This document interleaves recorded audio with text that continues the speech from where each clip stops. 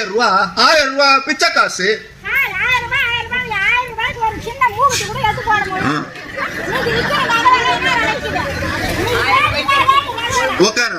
பாரு, ஆத்தாவுக்கு என்ன ஆசைன்னா 10 பவுன்ல 1000 ரூபாய்க்கு நகை கொடுத்தா தான் 1000 ரூபாய் மதிப்பேங்க. நான் ஒரு விஷயம் சொல்லட்டுமா? உங்க பேர் என்ன? மாலதி. மாலதி அம்மாவுக்கு 1000 ரூபாய் வருதா? ஒரு நிமிஷம், வருதா? மாசத்துக்கு 1000 ரூபாய். வருஷத்துக்கு எவ்வளவு?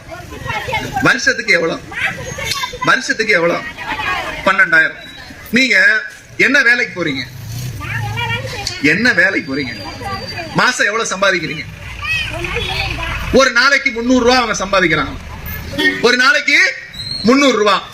30 நாளைக்கு எவ்வளவு? 9,000 ரூபாய். 9,000 ரூபாய் நீங்க சம்பாதிக்கிறீங்க இல்லையா? ஆமா தானே? ஏன்னா 1000 ரூபாயில வந்து ஸ்லாப் இருக்கு, இவ்வளவுதான் வருமானம் இருக்கணும்னு. நீங்க தான் சொல்றீங்க 9,000 ரூபாய் சம்பாதிக்கிறேன். நாளைக்கு நிப்பாட்டினா என்ன கேட்க கூடாது.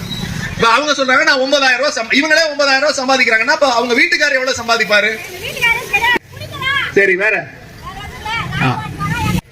அவனுடைய எண்ண ஓட்டமோ இவங்களோட எண்ண ஓட்டமோ ஒன்னா இருக்கு. 1000 ரூபாய் நிப்பாட்டுன்னு சொல்லி அதை பிச்சை காசுன்னு சொல்றது பாஜக. இவங்க என்ன சொல்றாங்க? 1000 ரூபாய் வச்சு நான் என்ன பண்ணிட முடியும்னு கேக்குறாங்க.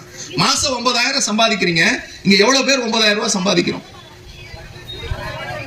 சத்தமா அந்த 1000 ரூபாய் உங்களுக்கு பயனுள்ளதா இருக்கா?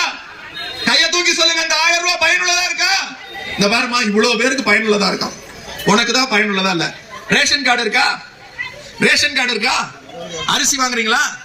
அரிசிக்கு காசு வாங்குறாங்களா? இல்ல இல்ல, அரிசி காசு இல்ல, 1000 ரூபாய் காசு எல்லாமே உங்க வீடு தேடி வருது. ஆனா இவங்க என்ன சொல்றாங்க? அவங்க என்ன சொல்றாங்க?